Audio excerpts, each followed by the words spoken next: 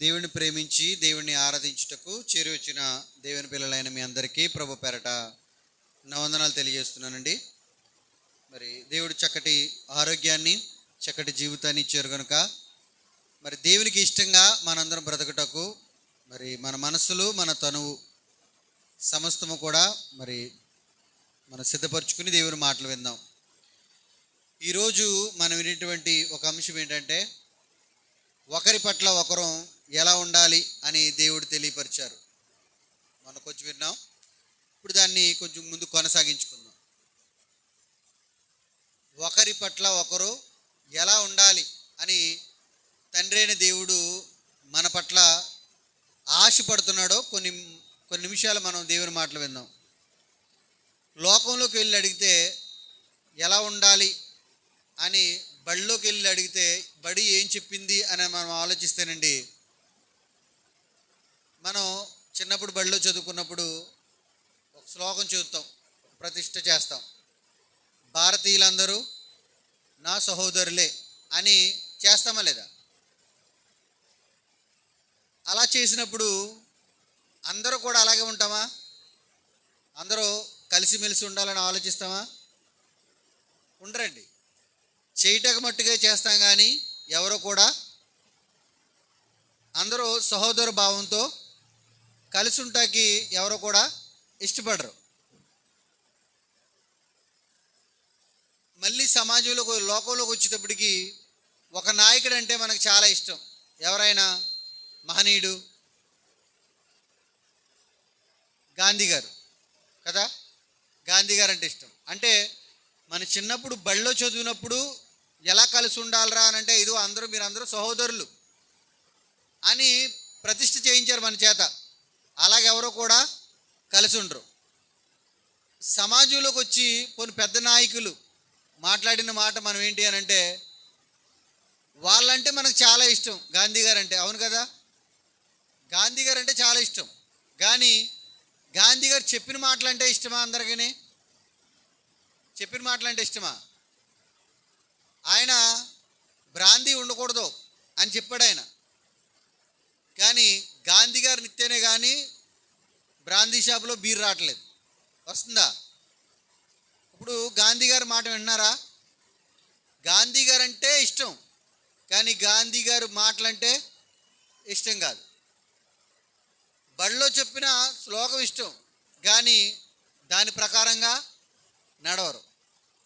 ఇప్పుడు మనం క్రైస్తవులు కనుక యేసుక్రీస్తు వారు అంటే ఎంతమందికి ఇష్టం అని మనం ఆలోచిస్తే ఎంతమందికి ఇష్టం? అందరికీ ఇష్టమే. కానీ యేసుక్రీస్తు వారు మాటలంటే ఇష్టమా? ఇష్టమైతే నిజంగా ఇంతవరకు విన్న మాటలు ఆ ప్రకారంగా మన జీవితంలో ఉన్నాయో లేవో చూద్దాం. ఎందుకంటే యేసుప్రభు గారు ఇష్టమే అందరికీ, కానీ ఒకరి పట్ల ఒకరు ఎలా కలిసి ఉండాలి అని దేవుడు చెప్పాడో అలా కలిసి ఉన్నామా లేదో ఒకసారి మనం విందాం. నాయకుడు ఇష్టం, కానీ నాయకుడి మాటలో ఇష్టం కాదు. బడిలో ఉపాధ్యాయులు చెప్పింది ఇష్టం, కానీ వాళ్ళు చెప్పింది మనం చెయ్యం. ఇటు దేవుడు అంటే ఇష్టం, కానీ దేవుడి మాట మనం విన్నామా లేదన్నది ఒకసారి ఆలోచిద్దాం. చూడండి, ఒకసారి బైబిల్ ఏం చెప్తుందన్నది మనం ఆలోచిస్తే, గలతీలు రాసిన పత్రిక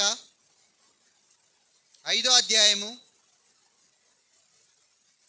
చూడండి 15వ వచనం. ఈ ఒక్క మాట వింటేనంట బైబిల్ గ్రంథం అంతా విన్నట్టేనంట. ఈ ఒక్క మాట వింటే బైబిల్ అంతా నువ్వు పాటించినట్టే కదా? పాటించినట్టే అన్నారు. ఏంటన్నమాట చూడండి. అయితే మీరు 14వ వచనం, ధర్మశాస్త్రం అంటే ధర్మశాస్త్రం అంతయు నిన్ను వలె నీ పొరుగు వానిని ప్రేమించుము అను ఒక్క మాటలో సంపూర్ణమై ఉంది. ఒక్క మాటలో, ఈ ఒక్క మాటలోనంట ఏమై ఉంది? సంపూర్ణమై ఉందంట. ఈ ఒక్క మాట మనం వింటే బైబిల్ అంతా విన్నట్టేనా? దేవుడు చెప్పిన మాట, నేను చెప్పిన మాట కాదు అది. ఈ ఒక్క మాట వింటేనంటండి మనం బైబిల్ అంతా విన్నట్టేనా అన్నాడు దేవుడు మన తండ్రి. ఏంటా మాట?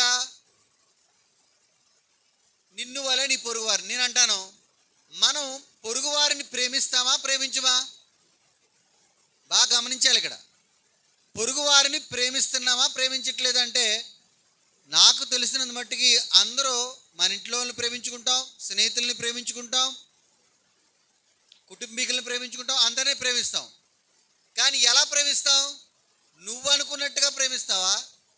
దేవుడు చెప్పినట్టుగా ప్రేమిస్తామా? దేవుడు ఏం చెప్పాడు? నిన్ను వలే నీ పొరుగు వారిని ప్రేమించుమన్నాడు. అంటే మనల్ని మనం ఎలా ప్రేమించుకుంటాం? మనకు ఆపద వస్తే ఎలా ఆలోచిస్తాం? అనారోగ్యం వస్తే ఎలా ఆలోచిస్తాం? మనకు అవసరం అయితే ఎంత కష్టపడతాం? మనకు అవసరం అయితే ఎవరి దగ్గరికి వెళ్ళి ఎలా బ్రతిమాలుకుంటాం? బ్రతిమాలతామా లేదా? అలాగే ఎదుటివాడికి ఒకవేళ అలాంటి అవసరం ఉంటే అది మన వల్ల తీరతాది అని అంటే, నువ్వు కూడా నీ అవసరాల కోసం, నీ ఆరోగ్యం కోసం, నీ కుటుంబ క్షేమం కోసం, నీ పిల్లల కోసం, నీ భర్త కోసం, నీ భార్య కోసం ఎలా ఆలోచిస్తావో, నీ కుటుంబీకుల కోసం, నీ రక్త సంబంధుల కోసం, స్నేహితుల కోసం ఆపదలో ఉండి నీ అవసరం ఉంటుంది అని అనుకుంటే, మనం కూడా మనకు ఎలా ఆలోచించుకున్నాం అవతల కోసం కూడా అలా ఆలోచించాలండి. మనం అలా ఆలోచిస్తామా? మనం ఎంతవరకు చేయగలుగుతామో అంతవరకు చేసి వదిలేస్తాం. అదే ఒకవేళ మనకి అవసరం అయితే శక్తికి మించి ప్రయత్నం చేస్తామా లేదా? కానీ దేవుడు చెప్పింది, నిన్ను నువ్వు ఎలా ప్రేమించుకున్నావో, నీకు అవమానం రాకుండా, నీకు తోడు కావాలని, నీకు ఆరోగ్యం కావాలని ఎలా కోరుకున్నావో ప్రతి ఒక్కరి విషయంలో కూడా అలాగే కోరుకో, క్షేమాన్ని కోరుకో అన్నాడు. అలా కోరుకుంటే మన అందరి కోసం ప్రార్థన చేస్తామా లేదా? ప్రార్థనే కాదు, సహాయం కూడా చేస్తాం. చూడండి ఒకసారి సామెతల గ్రంథం చూడండి. ఎప్పుడైనా సరే ఎవరికైనా అవసరం ఉన్నప్పుడు మన కోసం ఎలా ఆలోచిస్తాం అవతల కోసం కూడా అలా ఆలోచించండి. సామెతల గ్రంథం 11:12, 11వ అధ్యాయము 12వ వచనం. తన పొరుగు వానిని తృణీకరించువాడు బుద్ధి లేని వాడు, వివేకి అయిన వాడు మౌనముగా నుండునంటే, తన పొరుగు వానిని తృణీకరించువాడు ఎవరంట? దేవుణ్ణి తృణీకరిస్తే బుద్ధి లేనోళ్ళమా మనం? పొరుగు వాడిని తృణీకరిస్తే బుద్ధి లేనోళ్ళమా? ఈ ప్రపంచ క్రైస్తవం అంతా ఏమనుకుంటో తెలుసండి, నేను దేవుని దగ్గర చాలా కరెక్ట్గా ఉన్నాను కదా అనుకుంటారు. అవునా కాదా? దేవుడితో నేను చాలా కరెక్ట్గా ఉన్నాను. గంట ప్రార్థన చేస్తాం, ఒక గంట వాక్యం చదువుతాం, చాలా బాగుంటాం, దేవుని విషయంలో పాటలు పాడతాం, అన్నీ చేస్తాం. కానీ ఇంటి పక్కోడినో లేదా కుటుంబీకుల్లో ఎవరినొకరినో తక్కువగా చూస్తే ఎవరంటాలో? బుద్ధిమంతులా? లేదండి, బుద్ధి లేని వాడంటాడు. తృణీకరిస్తే, తృణీకరంటే తక్కువగా చూస్తున్నా లేదా విలువ లేనోడుగా చూసిన సహోదరుని. అంటే దేవుడు ఏం కోరుకున్నాడు చెప్పండి? ఎక్కువ నా పిల్లలు నన్ను ప్రేమించాలి అని కోరుకున్నాడా? ఈ మాటలు బట్టి ఒకరిని ఒకరు ఎక్కువగా ప్రేమించుకోవాలని కోరుకున్నాడా? నన్ను ప్రేమించకపోతే మీరు బుద్ధిహీనులరా అని అంటలేదు. కానీ ముందుగా మిమ్మల్ని మీరు ఎక్కువగా ప్రేమించుకోండి. ఎవరిని తృణీకరించుకోవద్దు, విలువ లేనట్టుగా తీసి పడేసుకోకండి. అలా ఒకవేళ ఉండి మీరు ఎంత ప్రార్థన చేసినా బుద్ధి లేనోళ్ళు, మీరు అలా ఒకరి గురించి మాట్లాడుకోవటం కన్నా అన్నాడు, మౌనంగా ఉండండి. ఏమన్నాడు? అదే కదా, వివేకి అయిన వాడు. వివేకి అంటే జ్ఞానం కలిగిన వాడు, ఆలోచించే విధానం కలిగిన వాడు, ప్రతిదీ తెలుసుకునేవాడు. నెక్స్ట్ నేను ఈ మాట మాట్లాడితే నా పరిస్థితి ఏంటి అని ఆలోచించి ముందు భవిష్యత్తు ఆలోచించేవాడు వివేకి అంట. అలాంటి వివేకి మౌనంగా ఉంటాడంట. వద్దులే, నేను వీళ్ళ గురించి మాట్లాడితే రేపు అవమానం నాకే దేవుడి దగ్గర, నేను బుద్ధిహీన అవుతున్నాను కనుక ఈ వ్యక్తి గురించి మాట్లాడకూడదు అని ఒక ఆలోచన రావాలి. ఆడు వివేకి అంట. అవివేకిగా మనం ఉండకూడదని ఎవరి ఆశ? దేవుని ఆశ.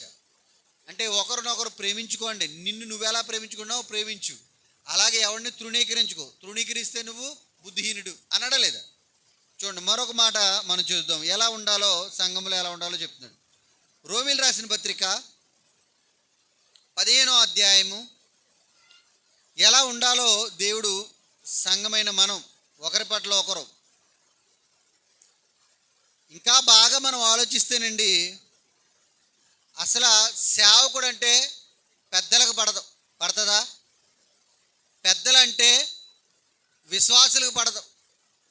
ఇంకా మనం బాగా ఆలోచిస్తే ఒక సేవకుడికి పడదు. నేనేమో పౌలన్నను తృణీకరింతాను, పౌలన్నేమో నన్ను తృణీకరించా. జరిగింది అలాగా? మామూలుగా అంటున్నాను అంతే. సేవకులు పౌలని చాలా మంచోడండి, వ్యక్తిగతంగా మంచితనం. అంటే ఒక సేవకుడు యూట్యూబ్ నిండా చూడండి, చాలా గంట అసలు బైబిలు ఎంత చక్కగా బోధిస్తారంటే సేవకులు, నిజంగా పరలోకం ఇతను వెళ్ళిపోతాడో అని అనుకుంటాం. ఆ తర్వాత తన ప్రవర్తన చూస్తుంటే బయట కొన్ని వినపడుతున్న మాటలను బట్టి ఎప్పుడు కూడా ఏదో సేవకుడిని ఏదో ఒకరిని తిడతంలో కూడా ఒక అన్యుడు కూడా తిట్టలేనటువంటి మాటలు ప్రయోగిస్తున్నారు. ఈరోజు సేవకులు పడలేని స్థితిలో, తృణీకరించుకునే స్థితిలో ఉంటే ఎన్ని మాటలు చెప్పినా దేవుని దృష్టిలో ధన్యులవుతారా, అన్యులవుతారా? అన్యులవుతారు. ఒకరి గురించి మనకు వద్దు, కానీ మన గురించి మనం ఆలోచించుకుందాం. నేను ఎవరినైనా తృణీకరించుకున్నానా? నేను ఎవరినైనా ఒకవేళ తక్కువగా చూస్తున్నానా? నా గురించి నేను ఎలా మాట్లాడుతున్నాను ఒకరి గురించి బాగా గుర్తుంచుకోండి. నేను ఒకరి గురించి తక్కువగా మాట్లాడుతున్నాను. అదే మాటలు నా గురించి ఎవరైనా తక్కువగా మాట్లాడుకుంటే ఎలా ఉంటుంది నా మనసు? బాధపడినా. మరి నువ్వు వీడి గురించి మాట్లాడతావేంటి? మరి వాళ్ళు బాధపడరా? తెలిస్తే ఆ విషయం బాధపడతారా? అంటే నువ్వు ఈ వ్యక్తి విషయంలో ఎలా ప్రేమిస్తున్నావు? నిన్ను వలే ఆడిని ప్రేమించట్లేదు. ఆడికి అవమానం వచ్చినా పర్లేదంటే లోపాలన్నీ చెప్తున్నావు. మరి ఆ లోపాలు ఆడు తెలుసుకుంటే ఎలా ఫీల్ అవుతాడు? బాధపడతాడో లేదా? దయచేసి అందుకే దేవుడు అన్నాడు, నాన్న మీరు ఒకరినొకరు కలిసి ఉంటే చాలా నాకు ఇష్టం, అందుకే ఎవరిని తృణీకరించొద్దని చెప్తూ ఇక్కడ మాట చెప్తున్నాడు ఎలా కలిసి ఉండాలి అన్నది. రోమీలు రాసిన పత్రిక 15వ అధ్యాయము 5 నుంచి చదువుదామండి. చూడండి ఎలా ఉండాలన్నాడు ఆయన. ఏకభావము గలవారై. అంటే ఏకభావం అంటే ఏంటి అర్థం? మనం ఒక మాట మాట్లాడమనుకోండి, ఆ మాట ఏ ఆలోచనతో అదే భావం రావాలి. కానీ మాట ఒకటి భావం ఒకటి రాకూడదు. మాట ఒకటి భావం ఒకటి రాకూడదు. చాలామంది మాటల్లో కొన్ని మాటలు వేరేగా ఉంటాయి, మాట తీరు భావం వేరేగా ఉంటుంది. దయచేసి అలాంటి వ్యతిరేకమైనటువంటి మాటలు మాట్లాడకండి. అందుకే దేవుడు అన్నాడు, మనం మాట్లాడుతున్న మాటలు ఏకభావం కలవారై ఉండాలంట. 2 ఏకగ్రీవముగా మన ప్రభువైన యేసు క్రీస్తు తండ్రియగు దేవుని మహిమపరచు నిమిత్తము. ఎలా అంట? మన ప్రభువైన యేసు క్రీస్తు తండ్రియగు దేవునికి మహిమపరచు నిమిత్తము క్రీస్తు యేసు చిత్త ప్రకారము ఒకనితోనొకడు మనస్సు కలిసిన వారై ఉండునట్లు. ఇక్కడ దేవుడికి మహిమ కలగాలి అంటే బాగా గుర్తుంచుకోండి. మనం పాట పాడితే దేవుడికి మహిమ వస్తుందా? వాక్యం వింటే దేవునికి మహిమ వస్తుందా? ఇక్కడ ఏం చెప్పాడు సందర్భం? ఒకరినొకడు కలిసి ఉంటే మహిమ వస్తుందా? లేదండి, అలా లేదు. అక్కడ ఒకడినొకడు కలిసి ఉంటే లేదు. ఒకడి మనస్సు ఒకడు కలిసి, మనసులు కలిసి ఉండాలంట. మనసులు కలిసి ఉండాలి. మనసులు కలిసి ఉంటే మన ప్రభువైన తండ్రి అయిన దేవునికి మహిమ కలుగుతుందంట. మీ మనసులు కలిసి ఉంటే. మనందరం మనసులు కలిసి ఉంటామా? మనుషులు కలిసి ఉంటామా? మనుషులు కలిసి ఉంటాం, మనసులు కాదు. బ్రదర్ ఎలా ఉన్నావు? ఆ సిస్టర్ ఎలా ఉంది? చాలా బాగుంటుంది. ఇది చాలా కంత్రిగాడు అంటారు. మాట వేరు, భావం వేరు. అక్క ఎలా ఉన్నావు అంటాడు. బాగానే ఉంటారులే, నీకేంటి? భావం వేరు వస్తుంది అక్కడ. నువ్వు ఎలా ఉన్నావు అని అడగకపోయినా పర్వాలేదు, ఇక్కడ అన్నాడు దేవుడు, నాన్న మీరు అందరూ బాగానే కలిసి ఉంటారు, కానీ మనసులు కలిసి ఉండాలి. మనసులు కలిసి ఉంటాయి ఎవరైనా? మనందరూ గ్రూప్ ఫోటో దిగమనికి ఎలా ఉంటుంది? అందరూ నవ్వుతా ఇలా చక్కగా చేసుకుంటాం. అప్పుడు ఎవరైనా చూసారనుకో సంఘంలో ఫోటో, పాపం చాలా బాగా కలిసి ఉంటారండి మీరు అందరూ అంటారు. ఉంటుందే. దేవుడు తెలుసు ఊరిలో ఎవరో కలిసి ఉంటారో, ఫోటో మట్టుకే అందరు కలిసి పూజించారు, మనుషులు అందరూ కలిసి ఉంటారు, కానీ మనసులో కలిసి ఉండమని ఎవరో తెలుసు? దేవుడు తెలుసు. ఈరోజు ప్రతి ఇల్లు అలాగే ఉంది, ప్రతి సంఘము కూడా ఇంచుమించుగా, ప్రతి ఇల్లు అంటే అందరి ఇల్లు కాదు, చాలామంది ఇల్లులు, నేను క్రైస్తవ గురించి మాట్లాడుతున్నాను, క్రైస్తవ సంఘాలు కూడా అలాగే ఉన్నాయి. ఉన్నాయా లేవా? ఏంటి నేనంతండి, నేను ఈరోజు ఉంటాను రేపు పోతాను ఇంట్లోంచి, మీరు ఈరోజు ఉంటారు రేపు పోతాం, సంఘములు ఈరోజు ఉంటారు రేపు పోతాం, కానీ దేవుడు అందరి మనసులు తెలిసా లేదా? ఆయన ఎంత బాధపడతాడో. ఈరోజు ఇంట్లోనే గౌరవం లేకుండా పోయింది. ఒకడి మనసు ఒకడో కలిసి ఉండలేదు. కొడుకు మనసు వేరు, తండ్రి మనసు వేరు, భార్య మనసు వేరు, భర్త మనసు వేరు, కూతురు మనసు వేరు, కోళ్ళ మనసు వేరు, అల్లుడు మనసు వేరు, తోలల్లుడు మనసు వేరు. ఎంతమంది మనసులు వేరండి. వీళ్ళందరూ ఒకే కుండలో తింటారు, ఒకే ఇంట్లో ఒకే నీడలో ఉంటారు, ఒకే సంఘం, అందరూ ఒకే సంఘం, ఒకే ఇల్లు, ఒకే రక్తం. మళ్ళీ కానీ కలిసి ఉంటారండి మనసులో? కలిసి ఉన్నందుకు దేవుడు ఆనందపడ్డ, కానీ మనసులో కలవట్లేనందుకు తండ్రి అయిన దేవుడు చాలా బాధపడతాడండి. ఆయనకు మహిమ అంటే ఏంటి తెలుసా? ఆనందం. అపోస్తులు చెప్తున్నారు, నాన్న మీ మనసులు కలిసి ఉన్నాయంటే ఇదిగో మన రక్షకుడైన మన ప్రభు అయిన తండ్రి ఉన్నాడు కదా, ఆయనకు మహిమ. ఆయన ఎంతో ప్రేమగా చెప్తున్నారండి సంఘానికంటే. ఆ రోజే మనసులు కలిసి ఉన్నాయనా? లేవు కనుకే నాన్న మనసులు కలిసి ఉండండి, అది మన తండ్రికి మహిమ అని చెప్తున్నారు. ఈరోజు నేను కూడా చెప్తున్నాను, మన కుటుంబాల్లో వ్యతిరేకత వద్దండి. ఏంటి ఇవి నేను రాసుకొచ్చిన మాటలు కాదు, నన్నుగా చూస్తే నా మాటలు మీకు చాలామందికి నచ్చవు, కానీ దేవుడు మాటగా మిమ్మల్ని కన్న తండ్రి మాటలుగా నమ్మండి. నమ్మినప్పుడు ఒకవేళ మనకు వ్యతిరేకత ఏదైనా ఉంటే మనసులో పరిశుద్ధాత్ముడు మనకు సహాయం చేస్తాడు. చూడండి ఇంకేమన్నాడు, 7వ వచనం, ఒకనితోనొకడు మనస్సు కలిసిన వారై ఉండునట్లు ఒక ఓర్పునకును ఆదరణకును కర్తయగు దేవుడు మీకు అనుగ్రహించును. ఏమనుగ్రహిస్తాడంట?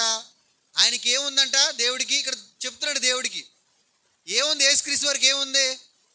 ఓర్పు ఉంది, ఆదరించే మనసు ఉంది. దానికి కర్త అయిన ఎందుకు ఆయన జ్ఞాపం చేస్తున్నాడు? మీరిద్దరూ మనసు కలిగి ఉంటాకి ఆయన క్యారెక్టర్ ఎందుకు జ్ఞాపం చేస్తున్నాడు పౌలు గారు? ఇప్పుడు మనం ఏదో ఒక దారిలోకి వెళ్ళాలంటే దారి చూపించేవాడు ఉండాలి కదా. మనం మనసు కలిగి ఉండాలంటే అసలు మనకన్నా ముందుగా ఎవరు కలిసి ఉన్నారో, ఎవరి మనస్తత్వం ఎలా ఉందో వాళ్ళ దారిలో మనం వెళ్ళాలి కదా.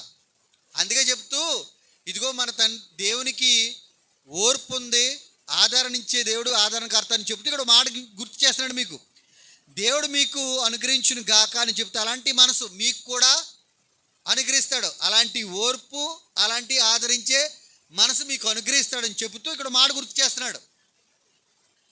కాబట్టి క్రీస్తు మిమ్మును చేర్చుకొనిన ప్రకారం, ఇక్కడ ఎవరిని జ్ఞాపం చేశాడు?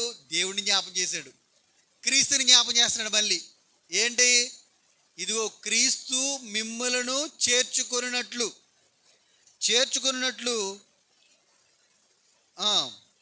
ప్రకారము దేవునికి మహిమ కలుగునట్లు మీరును ఒకరినొకడు. అంటే మనం ఒకడితో ఒకడు ఎలా కలిసి ఉండాలంట? ఎలా చేర్చుకోవాలంట మనిషిని? మనకు తెలియదు ఎలా చేర్చుకోవాలో. దారి చూపించాడు. ఎలాగా? క్రీస్తు మిమ్మల్ని చేర్చుకున్నట్లుగా నువ్వు కూడా అవతలోని చేర్చుకో, కలుపుకో అన్నాడు. క్రీస్తు మనల్ని ఎలా చేర్చుకున్నారు? ప్రతిదీ కూడా దేవుడు అర్థమయ్యే కోణంలో చక్కగా మాట్లాడుతున్నాడు. మీకు అందరికి అర్థమవుతుంది కదా. నువ్వు ఒకటితో ఎలా కలిసి ఉండాలో నీకు తెలీదు, అప్పుడు చెప్తున్నాడు నేను నీతో ఎలా కలిసి ఉన్నాను. క్రీస్తు ఎలా చేర్చుకున్నాడో, నువ్వు చక్కగా మంచి పవిత్రరాలుగా ఉన్నప్పుడు చేర్చుకున్నాడా? నువ్వు మంచి పరిశుద్ధుడిగా ఉన్నప్పుడు చేర్చుకున్నాడా? నువ్వు తాగుతున్నప్పుడు చేర్చుకున్నాడు, నేను కావాలని కోరుకున్నాడు. మనము ఒక వ్యభిచారమైన ఆలోచనలతో తిరుగుతున్నప్పుడు చేర్చుకున్నాడు. డబ్బు సంపాదనలో పడిపోయి దేవుడిని మర్చిపోయినా దేవుడు జ్ఞాపకం చేసుకుని ఈడు నా కుమారుడిగా నేను చేర్చుకోవాలని ఆశపడి చేర్చుకున్నాడు. చేర్చుకున్న తర్వాత మళ్ళీ దారి తప్పిపోయి ఫోన్ల ద్వారా, టీవీ ద్వారా, లేదా సినిమా హాల్ ద్వారా, మళ్ళీ తాగుడు ద్వారా, బూతుల ద్వారా, చెడ్డ మాటల ద్వారా, చెడ్డ ఆలోచనల ద్వారా మళ్ళీ తప్పిపోతున్న ఇప్పటికీ కావాలని కోరుకున్నాడా లేదా? కావాలని కోరుకున్నాడని ఎలా తెలుసు మనకి అని అంటే ఉదాహరణ ఒకటే, నువ్వు బ్రతుకుంటమే ఆయన కోరుకున్నాడు నిన్ను. ఆయన నిన్ను కోరుకోలేదనుకో ఈరోజు ఎక్కడ గోదావరి పక్కన ఉందాం మనం. ఆయన నిన్ను ప్రేమిస్తున్నాడు అనంట కారణం తెలుసా? నీకు ఆయన ఊపిరిచ్చాడు తీల్చుకోమని, గాలి ఇచ్చాడు, నీళ్ళు ఇచ్చాడు తాగండ్రని, ఆహారం ఇచ్చాడంటే నువ్వు ఇంకా మారతావని ప్రేమిస్తున్నాడు. నువ్వు చెడ్డోడు అయి ఉన్నప్పుడు నేను నిన్ను ఎలా ప్రేమిస్తున్నానో, నీ పొరుగువాడు చెడ్డోడయ్యుండి నీకు అవమానం కలిగించి నీకు హేళన తెచ్చి నీకు చెడ్డ పేరు తెచ్చినప్పుడు కూడా నువ్వు కూడా ఎలా ప్రేమించాలి అవతలోని? నేను నిన్ను ప్రేమించినట్టుగా నువ్వు అవతలోని ప్రేమించని ఉదాహరణగా చూపించాడండి. నీకు అర్థం అవడం కోసం తండ్రి ఓర్పును చూపించాడు, క్రీస్తు త్యాగాన్ని చూపించాడు, నువ్వు కూడా ఇలా బ్రతకని చూపించాడు. అంటే ఒకని పట్ల ఒకడు కలిసి ఉండటం అనేది చాలా ప్రాముఖ్యమే కదా, దేవుడికి చాలా ఇష్టమండి. చూద్దాం, మరొక మాట చదువుదాం మనం. చూడండి ఒకసారి గలతీయులు రాసిన పత్రిక 101 చూద్దాం. ముందు అంతకన్నా ముందుగా 101:5 చూడండి. 105 పుస్తకం చెప్పమంటారా? కీర్తనలు 101 కీర్తన 5, 101 చదవండి అమ్మా ఎవరన్నా. తన పొరుగు వారిని చాటున దూషించు వానిని నేను సంహరించేదను. చాలండి, ఇక్కడ ఏమనుంది? తన సహోదరుని చాటున దూషించువాడు దేవుడు ఏం చేస్తాడంట? ఏం చేస్తానన్నాడు? మీరు చెప్పాలి నోటితోటి. సంహరణ, చంపేస్తాను అంటున్నాడు. ఏమన్నాడో? ఏంటి, మనం ఎదురుగుండా తిడతామా? ఎవరినైనా ఎదురుగుండా చాడీలు చెప్పుకుంటాం ఒకరి గురించి. ఎక్కడ చెప్పుకుంటాం? ఆడెక్కడో దూరంగా ఉన్నప్పుడు తెలుసా నీకాడు ఎక్కడికి వెళ్ళాడో జరిగిని చెప్పుకుంటే వేరు, ఇక్కడ అవతలోని చెడు చేయాలని చెప్పే ఉద్దేశం వేరు. నేను జరిగిని చెప్పడం తప్పనంటలేదు, అది కూడా చెప్పే విధానం తప్పుగా ఉండకూడదు. మీకు అర్థమవుతుందా? చెప్పే విధానం తప్పుగా ఉండకూడదు. ఆడిని తప్పుగా చిత్రీకరించేటువంటి విధంగా మాట్లాడకూడదు. పాపం ఇలా చేశారంట, ఎందుకో తెలియదు, పాపం ఎందుకు ఇలాగ అయిపోయాడో తెలియదు, మనం ప్రార్థన చేద్దాం అని అనుకోవాలి తప్ప, నీకు తెలుసా ఆడు మరి అది ఆడి దగ్గర తిరుగుతున్నావు నువ్వు, ఇలాంటి చెప్పకూడదండి. దేవుడు అన్నాడో చాటుగా ఆడి గురించి నువ్వు మాట్లాడావు అనుకో నిన్ను నేను చంపేస్తాను అన్నాడు. ఏంటి ఇది? అలా పెద్ద విషయమా మన పాపాలతో పోల్చుకుంటే? నీకు అర్థమవుతుందా? మనం మాట్లాడే మాటలతో పోల్చుకుంటే ఈరోజు ప్రపంచ క్రైస్తవం ఫస్ట్ ర్యాంకులో వస్తుంది. ఒక పెద్ద గురించి ఒక పెద్ద చాటుగా మాట్లాడుకుంటాడు. ఒక సేవకుడు పబ్లిక్లోనే మాట్లాడుకుంటున్నారు లేండి. ఇంకేళ్ళో కొంచెం పై స్థాయికి వెళ్ళిపోయారు. అందరని కాదండి, చాలా మంచి సేవకులు ఉన్నారు, ఆత్మల పట్ల భారం కలిగిన వారు. ఈ ఒకరి మీద ఒకరు చెప్పుకునే వాళ్ళు కూడా భారం కలిగిన వారే, కానీ ఎందుకో తెలీదు బలహీనలుగా ఉన్నారు కొన్ని విషయాల్లో. విశ్వాసులకు ఉండవలసిన లక్షణం చెప్తున్నాడు. దయచేసి మనిషి లేనప్పుడు మనిషి గురించి చాటున మాట్లాడుకోవద్దు. నేను వాణ్ణి సంహరిస్తాను, నిర్మూలన చేస్తాను, నాశనం చేస్తాను అన్నాడు. ఇది పెద్ద తప్పుగా కనపడదు ఈరోజు ప్రపంచ క్రైస్తవ్యానికి, కానీ చాలా ప్రమాదంలో ఉన్నాం. ఎంత ప్రమాదంలో ఉన్నాం? చాలా ప్రమాదంలో ఉన్నామండి. దయచేసి ఎవరో కూడా ఒకరినొకరు దూషించుకునే పని చేయొద్దు. రండి వాక్యంలోకి వెళ్దాం. ఇంకా గలతీయులు రాసిన పత్రిక 6వ అధ్యాయము చూడండి. ఇక్కడ మనం కొంచెం తడబడతాం, మనిషిని ప్రేమించే విషయంలో తడబడతామా లేదా? చూడండి, గలతీయులు రాసిన పత్రిక 6వ అధ్యాయము మొదటి నుంచి నేను చదువుతాను, మనసు పెట్టించాలి. చూడండి, అందరూ తీయండి.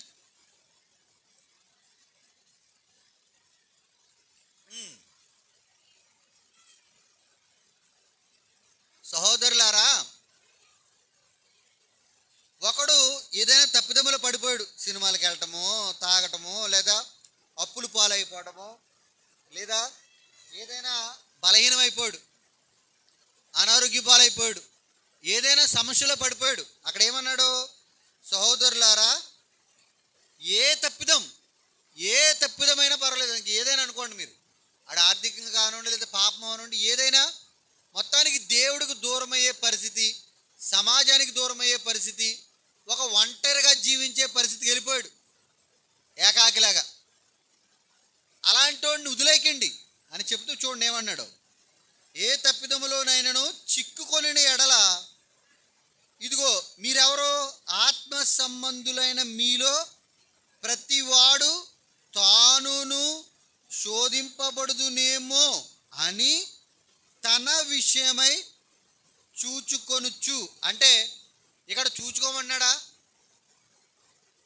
ఒకడు తప్పిదములో పడిపోయాడు, నువ్వు వాడికి ఏదైనా సహాయం చేయాలంటే, ఒకవేళ నేను కూడా ఈ సహాయం చేస్తే నేను కూడా ఆపదలో పడిపోతానేమో అని చూచుకోమన్నాడా లేదా? అదే కదా ఇక్కడ ఉంటా, చూచుకోమన్నాడు. ఇప్పుడు ఈడు ఆపదలో పడిపోయాడు, వీడికి నేను సహాయం చేస్తే నేను ఆపదలో పడిపోతానేమో అని నువ్వు అనుకున్న వెంటనే ఏమైపోతావు? ఆగిపోతావు. ఇది దేవుడు చెప్పకపోయినా మనకు వచ్చే ఆలోచన అదే కదా, వచ్చే ఆలోచన అదే. ఇప్పుడు ఎవరో నిజంగా హాస్పిటల్లో ఉన్నారు, ఓకే, సమయాలు కుటుంబీకులు కాబట్టి వెళ్ళాడు అనుకుందాం. ఇప్పుడు చాలాసార్లు చాలామంది మనోళ్ళు ఉన్నప్పుడు సమయాలు ఉన్నాడు అక్కడ, ఇంకా మనోళ్ళు చాలామంది ఉన్నారు. నేను వెళ్ళాను అనుకో, రోజుకి నాకు 1000-2000 పోద్ది కదా అని అనుకుంటాడు కూడా మనసులో వస్తుంది. అలా అనుకుంటే ఏమైపోతాడో? ఆగిపోతాడు మామూలుడైతే. కానీ దేవుడు ఏమన్నా తెలుసా? ఓకే, నీకు ఆలోచన వస్తుంది, నేను వీడికి సహాయం చేస్తే, నేను వీళ్ళతో గడిపితే నాకు నష్టం వస్తుంది కదా అని మీరు ఆలోచిస్తారు. అప్పుడు మీరు అన్నీ ఏం చేయాలి తెలుసా? వెంటనే చెప్తున్నాడు, సాత్వికమైన మనసుతో అట్టివానిని మంచి దారికి తీసుకొని రావాలండి. నీకు వస్తుంది ఈ ఆలోచన, వీడి దగ్గరికి వెళ్తే నేను ఆపదలో పడిపోతానేమో, ఇప్పుడు వీడు 10,000 అప్పులో ఉన్నాడు, నేను ఇస్తే నేను అప్పులో అయిపోతానేమో, లేదా అప్పుడు వీడితో వెళ్తే నేను ఇబ్బందులు పడిపోతానేమో, లేదు పొరపాటున ఏదో దొంగతనం చేశాడు, ఇప్పుడు జైలుకి వెళ్ళాడు, ఇప్పుడు ఆడితో వెళ్ళామనుకో మనల్ని కూడా దొంగగా చిత్రీకరిస్తారని మానేసామనుకో, ఇప్పుడు ఆయన తీసుకొచ్చేది ఎవడో? ఇప్పుడు జీవరత్న గారే దొరికాడు. ఎవడమ్మన్నాడు పెట్టలేదు పబ్లిక్లో, మరి పెట్టలేకపోతే పట్టుకెళ్ళరేంటి, ఎవడలితే మనల్ని పట్టుకుంటారు అక్కడ అని అందరూ ఆగిపోయామనుకో, ఆయన పరిస్థితి ఏంటి? ఎవడని తీసుకొస్తాడా? తీసుకురాడు. అప్పుడు మనోళ్ళే పెద్దలు, అబ్రహాం గారు ఎవరో ఒకరు వెళ్ళి, మనోళ్ళు కుమారులు ఎవరో ఒకరు వెళ్ళి, పర్లేదులే మన ఆపదలు పడినా పర్లేదు, మనోడు ఉన్నాడు, వెళ్ళి తీసుకొచ్చారు అనుకోండి, ఎలా ఉంటుంది?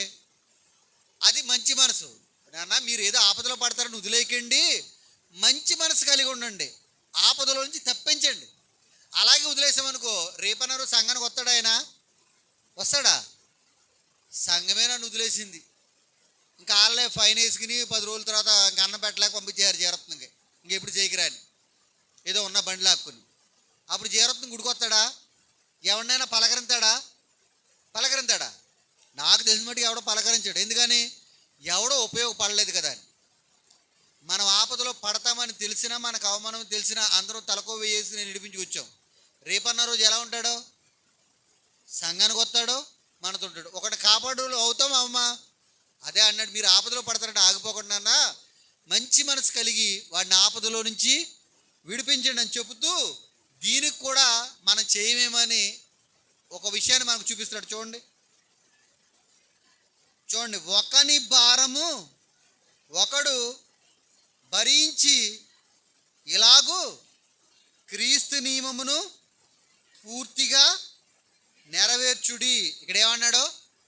ఒకని భారమును ఒకడు పూర్తిగా భరించి నెరవేర్చండి. ఇలా ఎవరు చేశారు అన్నాడు? చూడండి, క్రీస్తు నియమమును పూర్తిగా అంటే బాగా వినండి కొద్దిసేపు. యేసుక్రీస్తు వారిని చూపిస్తున్నారు. మన భారాన్ని ఆయన మోసాడా లేదా? ఒకరి భారాన్ని ఒకరు మోయటం, ఇదిగో మనకన్నా ముందుగా యేసుక్రీస్తు వారు మోసారు కదా, మనకు సంబంధం లేదు ఆయనకి, మన పాపులము, నీచులము, అసహ్యులము, అయినా కానీ మన భారాన్ని అంతా మోసి పాప రోగాలు తీసి పాప శాపాన్ని తీసి మనకి విమోచనిచ్చి పరలోకం ఇస్తున్నాడు కదా యేసయ్య. మనం కూడా ఒకడు భారాలు ఒకడు మోసుకున్నాం అనుకో, రేపన్న రోజు వాడు మన దగ్గరికి వస్తాడా రాడా? ఎవరైనా ఆపదలో ఉన్నప్పుడు మనం వెళ్ళి వాళ్ళకి సహాయం చేసామనుకోండి, నువ్వు వాక్యం చెప్పక్కర్లొద్దు, సహాయం చేసి వాళ్ళ భారాన్ని మోయి, ఈరోజు బియ్యం పట్టుకెళ్ళి రేపు 2 దుప్పట్లు పట్టుకెళ్ళి ఎల్లుండి ఆ పిల్లలకి ఏదో ఒకటి ఆధారం చూపించు. ఆ తర్వాత 6వ రోజు ఆడేమంటాడు, నేను కూడా గుడికి వస్తానంటాడు. అంటాడు. మనకు దూరం అయిపోయినండి దూరం పెట్టేస్తే ఇంకా దూరం అయిపోతాడు. కానీ ప్రేమ చూపించి మంచి మాట్లాడి ఆడు వచ్చే వరకు మంచి చూపించాలి, ఆడి పోయే వరకు చూపించాలి. మనం పోయే వరకు కూడా కుటుంబీకుల పట్ల, రక్త సంబంధుల పట్ల, సంఘ బిడ్డల పట్ల, అందరి పట్ల ప్రేమ కలిగి ఉండాలండి. ఒకడు తెలుసో తెలియకో దారి తప్పిపోతాడు, కానీ వదలకూడదు. ఇక్కడ ఏమన్నాడు, ఒకడి భారాన్ని ఒకడు మోయండి. ఎందుకు తెలుసా? క్రీస్తు మన భారాన్ని మోసాడు కదా అంటున్నాడు. అంటే ప్రతి దాంట్లో మన క్రీస్తుని చూపిస్తున్నాడు. నిజంగా మీరు ఆలోచించండి, ఒకడి భారాన్ని ఒకడు మోయాలంటే మీకు ఎలా అర్థమవుతుందంటే, ఇప్పుడు ఇంజిన్ ఉంది, ఇంజిన్ ఎదరపెట్టి భారాన్ని మోస్తుందా లేదా? ఈ పెట్టే ఏం చేస్తుంది? ఈ పెట్టి భారాన్ని మోస్తుంది. ఇంకో పెట్టి దీని భారాన్ని మోస్తుంది, దీని భారాన్ని మోస్తుంది. ఒకదానికి ఒకటి సహాయం చేసుకున్నాయి కనుక, ఒకదానికి ఒకటి భారం మోసుకుని లాక్కుని వెళ్తున్నాయి కనుక ఇవన్నీ ఎక్కడికి వెళ్తాయి? అనుకున్న గమ్యానికి వెళ్తాయా లేవా? వెళ్తాయండి.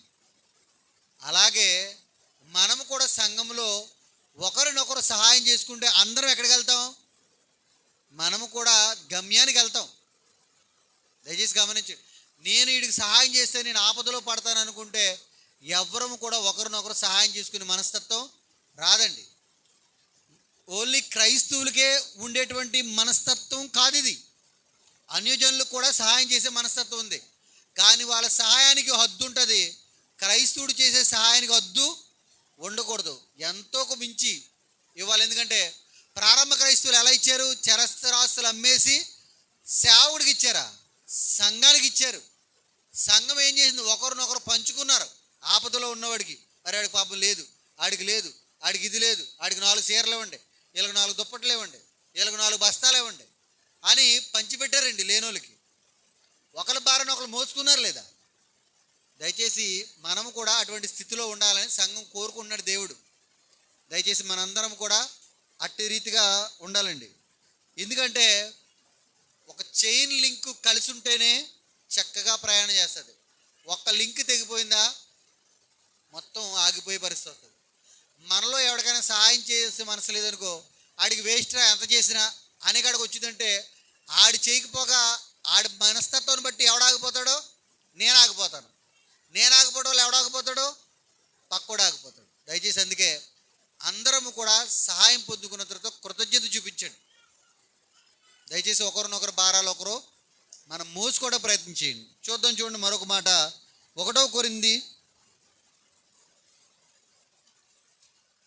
కొరింథీ దేవుడు చెప్తున్నాడండి ఒకరి పట్ల ఒకరు ఎలా ఉండాలి అన్నది. 1 కొరింథీ 10:24.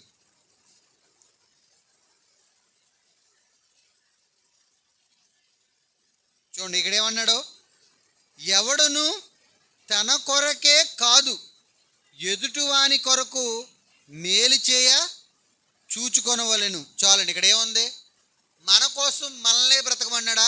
ఎదుటోడు కోసం బ్రతకమన్నాడా తండ్రి అయిన దేవుడు? ఎదుటోడు కోసం బ్రతకమన్నాడు. నిజంగా మనం మనసు పెట్టి ఆలోచించండి. ఎదుటోడు కుటుంబం కోసం ఎప్పుడైనా ఆలోచించామా? మన స్వార్థం, నా భార్య, నా భర్త, నా పిల్లలు అన్నట్టుగా ఆలోచిస్తున్నావా? ఎదుటోడు కుటుంబం కోసం కూడా ఆలోచిస్తున్నావా? ఆ కుటుంబం ఎలా పోయినా మనకు అనవసరం, మన కుటుంబం బాగుందా లేదా అని ఇదే ఆలోచన. కానీ దేవుడు చెప్పింది అలాగా లేదు, ఆపోజిట్లో ఉంది భయంకరంగా. అసలు నీ కోసం నువ్వు ఆలోచించొద్దు అన్నాడు. పోలే నా కోసం నేను ఆలోచించు, మరి ఎవరి కోసం ఆలోచించాలి? మళ్ళీ చదవండి ఒకసారి. ఎవడును తన కొరకే కాదు. అంటే నీకు ఏది సంతోషమో, నీకు ఏది ఆనందమో, నీకు ఏది ఇష్టమో దానికోసమే ఆలోచించుకో. ఎదుటోడు కూడా నీ దగ్గర ఉన్నాడు కనుక వాని కొరకు వాడికి మేలు చేయ చూచుకో. నీకు మేలు జరగాలి, నీ కుటుంబానికే మేలు జరగాలని కోరుకోకు. అవతలోడు కుటుంబానికి కూడా మేలు జరగాలి, సహాయం జరగాలి, దీవెన కావాలి, ఆడు కూడా అవసరాలు తీరాలి అని కోరుకో అన్నాడు. అలా ఉండాలా లేదు ఇక్కడి నుంచి అయినా? ఇంతవరకు మన కోసం ఆలోచించాం లేదండి, పక్కోడు కుటుంబం కోసం కూడా ఆలోచించండి. ఒక్కసారి ఎవరితోటైనా ఏదైనా గొడవలు గిని వచ్చినాయా, మనకి పక్క గ్రూప్కి కానీ మనకి కానీ మన పక్కింటి వాళ్ళకి కానీ వచ్చినాయా, మళ్ళీ కలవటం మన వల్ల కాదు.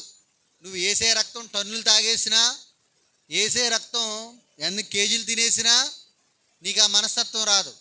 దయచేసి అద్దం లాంటి కుటుంబాల్ని, అద్దం లాంటి జీవితాల్ని, అద్దం లాంటి బంధాల్ని మాటలతో పోగొట్టుకోవద్దు. ఒక్కసారి అద్దం పగిలిందా మళ్ళీ అతుక్కోవడం, దాన్ని ఒకవేళ అతికించినా ముఖం అతుకులుగానే కనబడుతుంది, అవునా కాదా? అందుకే మాటతో కానీ ప్రవర్తనతో కానీ ఈ బంధాలని పోగొట్టుకోవద్దండి. ఓ మాట అయినా పడండి, కష్టమైనా పడండి, వేదనైనా పడండి. నేను నా కోసం కాదు, నాకు మేలు జరగకపోయినా పర్లేదు, ఎదుటివాడికి మేలు జరగాలని ఆడికి ఏది అవసరమో అవసరాలు తీర్చటానికి ప్రయత్నించేయండి. చూడండి, మరొక మాట మనం చదువుకుందాం. 33 చూడండి, ముగించుకుందాం.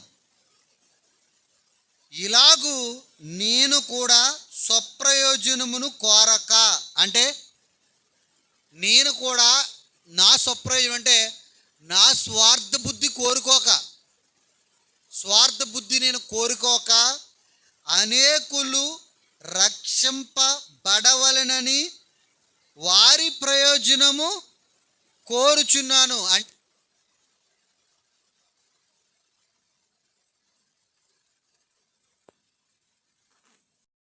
33 వచనాన్ని మనం చదువుకుందామండి.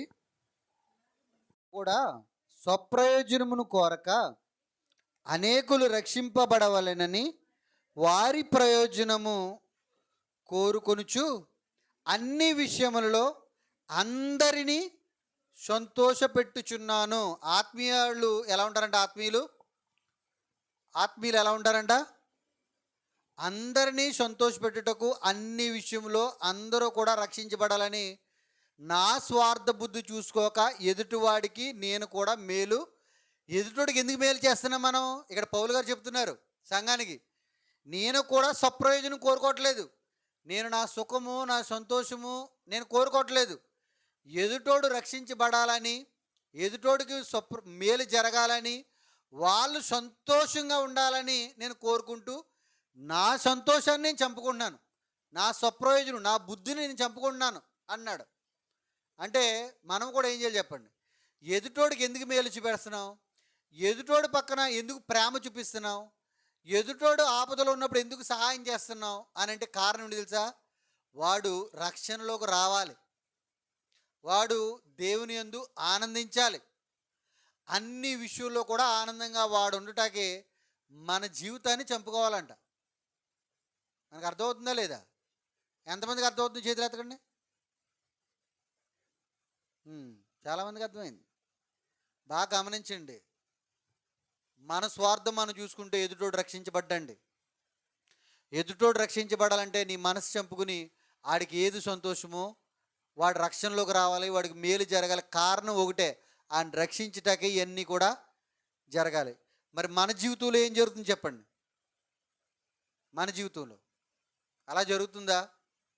అందుకే ఒకరినొకడు కలిసి ఉండటానికి చాలా మేలు. అందుకే కీర్తనలో ఉంటుందండి 133 అధ్యాయం, సహోదరులు కలిసి ఉండుట, ఐక్యత కలిగి ఉండటం ఎంతో మనోహరం అంట. అది ఎంతో దీవెన, ఎంతో ఆశీర్వాదం మనకి.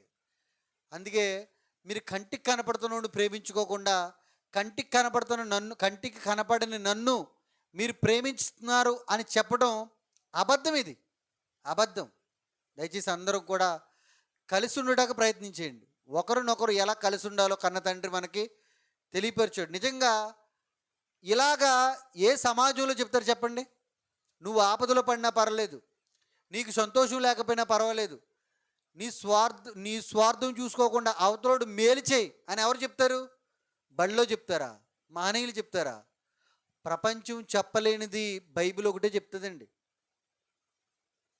నీకన్నా ఎక్కువగా, నీ మేలు కన్నా, నీ కోసం నువ్వు బ్రతకడం కన్నా ఎదుటోడు మేలు కోసం బ్రతుకు. ఎందుకో తెలుసా? కేవలం ఒకటే, నువ్వు దేవుని గురించి చెప్పినప్పుడు దేవుడి మాటలు రక్షించబడాలంటే నువ్వు ముందుగా దేవుడి మాటల కన్నా ఆడికి మేలు చేయి, ఆడికి క్షేమాన్ని కోరుకో, వాడికి ఆనందాన్ని ఇచ్చే పనులు చేయి.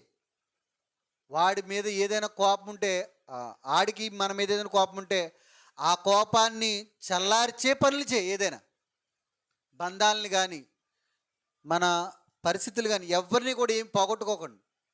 దయచేసి అందరం కూడా కలిసి ఉండడానికి ప్రయత్నించేయండి. ఒకరినొకరు కలిసి ఉండటం వల్ల చాలా మేలండి. అది మనకి అది అనుభవిస్తే తెలుస్తుంది, చాలా మంచిది. చూద్దాం, మరొక మాట చదువుకుని మనం ముగించుకోవడం ప్రయత్నం చేద్దాం. చూడండి, రోమిలు రాసిన పత్రిక 12వ అధ్యాయం 10వ వచనం చూడండి.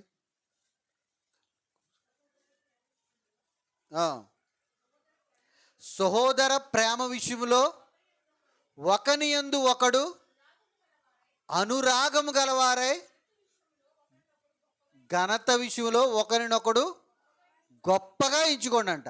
అంటే సహోదరులు ఎలా కలిసి ఉండాలని కోరుకుంటున్నాడు కన్నతండ్రి? ఒకని ఎడల ఒకడు అనురాగం కలిగిన వారే ఉండాలంట. ఇది ఒకరి పట్ల ఒకరికి అనురాగం వస్తుందా? ఇంతవరకు ఎవరి పట్లైనా అనురాగం వచ్చిందండి? అనురాగం వచ్చిందా? రాలేదు. అనురాగం అంటే ఎలా వస్తుంది? ఎవరి దగ్గర, స్నేహితుల దగ్గర ఉంటుందా అనురాగం? ఉండదు. ఉంటుందా? ఉండదు. తోలల దగ్గర ఉంటుందా అనురాగం? ఉండదు. ఎవరి దగ్గర ఉంటుంది చెప్పండి మరి? ఎవరి దగ్గర ఉంటుంది? తల్లి బిడ్డ దగ్గర ఉంటుందండి. అనురాగం ఎవరి దగ్గర ఉంటుంది? తల్లి కొడుకు దగ్గర. ఆడు ఏం చేసినా కానీ, ఆడి మొత్తం ముడ్డంతా పాడు చేసుకున్నా కానీ ఎంత ప్రేమతో కడుగుతుంది? బుడ్డికి అన్నది కొండిది అంట కడుగుతుంది. కడుగుతుందా కడగదా? దరిద్రుడు, వీడు బాబు, వీడు ఒక రకం నాశనం చేస్తున్నాడు, వీడు నన్ను ఇంకేలిపోతున్నాడు అంటదా? అందండి. ఆడు పెళ్ళిలో కూడా ఆడు సీముడు తీసుకుంటే పొట్టు చీరను కూడా చూడకుండా తీసి పడేసి చీరకు తుడుచుకుంటుంది. అదే అక్క సీముడు ముక్కు చేసుకుంటే సీముడు ఉంది అది తుడుతుందా? తుడదు. అదే స్నేహితుడు రే అచ్చేదం తుడుచుకో అంటాడు. అదే కొడుకు అయితే ఇట్రా అని తుడిచేస్తుంది. నువ్వు అలా తుడుతుంది. తల్లికి అనురాగం ఉంటుందండి. కానీ దేవుడు ఎక్కడ కోరుకున్నాడు తెలుసా? అనురాగం ఒకరి పట్ల ఒకరు అనురాగం. అలాంటి అనురాగం ఒక తల్లి కడుపులోంచి వచ్చిన బిడ్డ విషయంలో తల్లి చూపిస్తున్న అనురాగం చూసారా? అటువంటి అనురాగం అందరి పట్ల ఉండాలి. అలాంటి అనురాగం ఉందండి. అలా మనలో లేదండి. ఎందుకో ఒకరంటే ఒకరికి ఇంకా పడలేని పరిస్థితిలో ఉంది ఈరోజు క్రైస్తవ్యం. ఒకరంటే ఒకరికి కొట్టుకునే స్థితిలో ఉంది, చాటున తిట్టుకునే స్థితిలో ఉంది. చాటున అలా కలిసి ఉండండి నాన్న. నిజంగానండి, సంఘం అలా కలిసి ఉంటే ఆ సంఘాన్ని చూసి కన్నతండ్రి ఎప్పుడూ ఆనందిస్తూ ఉంటాడండి. ఒకేడు మనల్ని బాధ పెట్టాడు, మరి నువ్వు దేవుడిని బాధ పెట్టినప్పుడు ఆయన నిన్ను ప్రేమించలేదా? నువ్వు నిన్ను బాధ పెట్టినప్పుడు నువ్వు కూడా అలాగే ప్రేమించు. బాధ పెడతాడు. ఎందుకో తెలుసా? నువ్వు కరెక్టో కాదో దేవుడు చెక్ చేయడానికి ఆడిని పొరోరాజులాగా కఠినపరుస్తూ ఉంటాడు హృదయాన్ని. ఏం చేస్తాడో? ఆడు హృదయాన్ని కఠినపరుస్తాడు. నువ్వు ప్రేమ చూపిస్తావా లేదని. నువ్వు ప్రేమే చూపించాలి. ఇంక ఈడు మారడం, వీడితో ఉంటే నేను పాడైపోతాను అనుకోకు. నువ్వు చూపించు. యేసుక్రీస్తు వారు చూపించలేదా? ఈ రోజుకి నువ్వు బాధ పెడుతున్నా నిన్ను భరిస్తూనే ఉన్నాడు తప్ప మనలందరినీ ఎక్కడైనా భారం అనుకున్నాడండి? మరి మన స్నేహితులు, మన ఇంటివారు, మన కుటుంబీకులు మనల్ని బాధ పెడుతున్నప్పుడు నువ్వు నాకు ఎందుకు ఈ బాధ అనుకుంటావు? భరించు. ఆ యేసుక్రీస్తు మనసు లేదా నీ దగ్గర? భరించు. ఇక్కడ మళ్ళీ ఒక మాట అన్నాడు, ఒకని కంటే ఒకడు, చదవండి ఎవరైనా, ఒకని కంటే ఒకడు గొప్పగా ఎంచుకోండి అన్నాడు. నాకు తెలిసిన మట్టుకి సాక్ష్యం అనేటప్పటికీ మన గురించే మనం డొప్పేసుకుంటాం. కానీ ఎవరి గురించి చెప్పాలంట? ఎదుటోడు గురించి చెప్పాలి. ఎదుటోడు గురించి చెప్పాలి. దయచేసి గమనించండి. ఎదుటోడు గురించి మనం చెప్పాలంట. దయచేసి గమనించండి. ఎదుటోడు గురించి మనం చెప్పగలదుమా? ఆడు గొప్పోడని, ఆడు లోపాలు చెప్పగలుగుతాం, కానీ ఆడు గొప్పోడని మనం చెప్పలేమండి. దయచేసి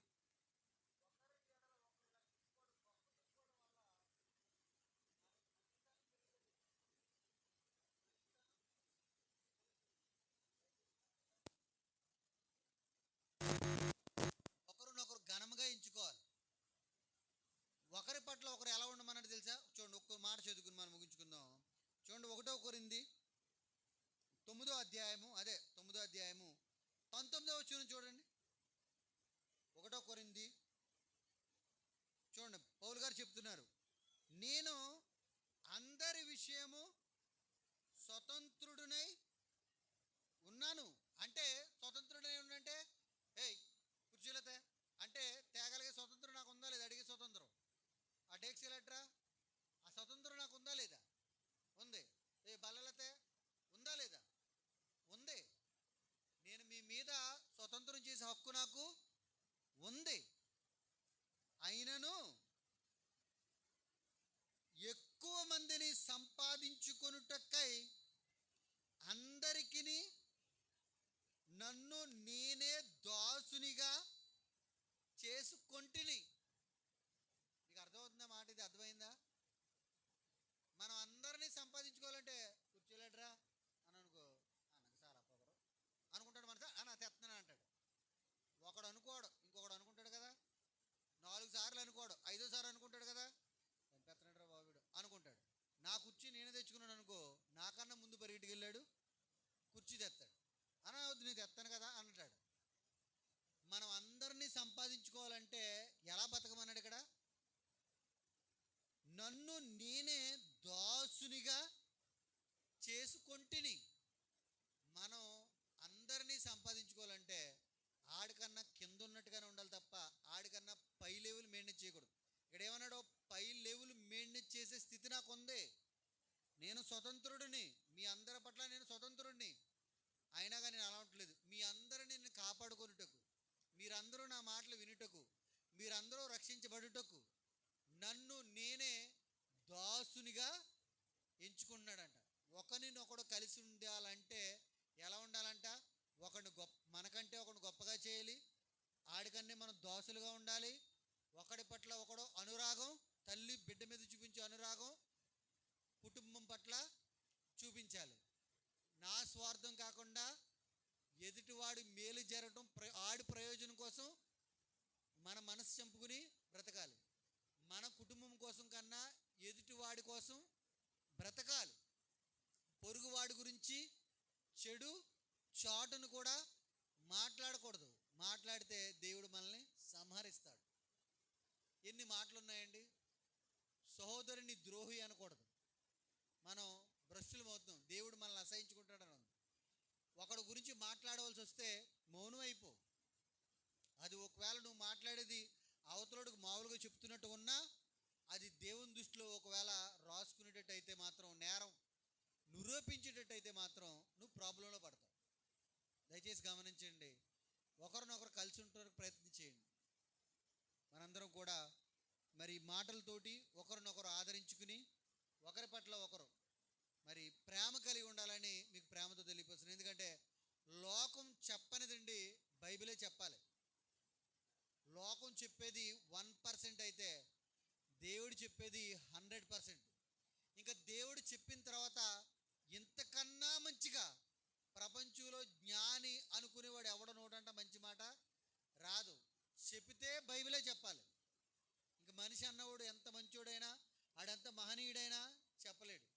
దయచేసి మనకి దేవుడు అంటే ఇష్టం ఉంటే మీ అందరికీ దేవుడు మాటలు వినండి.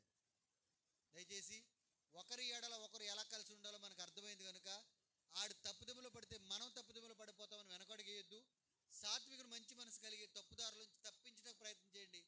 అందరం కూడా పరలోక రాజ్యంలోకి వెళ్ళేటట్టుగా మనందరం ప్రయాసపడదాం. ప్రార్థన చేసుకుందాం.